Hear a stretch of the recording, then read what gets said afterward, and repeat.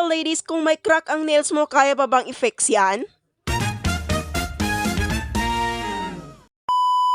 Eto nga yung natural nails ni client at ever since, money gel lang talaga ang pinapagawa niya sa akin. Sobrang sad nga niya dahil nakita niya nag-crack ang nails niya. Tinanong nga niya ako kung kaya pa bang i-fix yan dahil nanghihinayang siya dahil mahaba na yung kuko niya. Tayong mga nail tech, dapat alam natin ang dapat natin gawin pag ganito ang sitwasyon ng kuko ni client. Lalong-lalo na kung ayaw ipaputo ni client dahil nanghihinayang siya. Isa lang ang solusyon natin dyan, edi ang bayab overlay. Gumamit lang ako dito ng builder gel, kumuha lang ako ng tamang amount ng builder gel, at drag down lang natin ito ng dahan-dahan. At i-make sure lang din natin na hindi lalapat sa skin ni client. At ang ginagawa ko dito, piniflip down ko ang kamay niya para makabuild tayo ng natural apex. Dahil medyo runny ang product natin at nagsa-self-label, kusa niyang gagawin ang trabaho niya. After that, flash cure muna natin bago natin isalang at i-cure sa UV lamp. At ayan na, o diba, halata bang may crack ang nails ni client? As a nail tech, we can do magic. O diba, English yun? And now, pwede na tayo mag-proceed sa paglagay ng ating color gel polish. And ito na ang final result. Ito yung outcome sa gawa natin. Diba? Di halata. Kahit gaano katibay ang kuko ni client, di talaga maiwasan na magkaroon ng aksidenteng ganito. Kaya sa nail tech, dapat resourceful tayo to the rescue.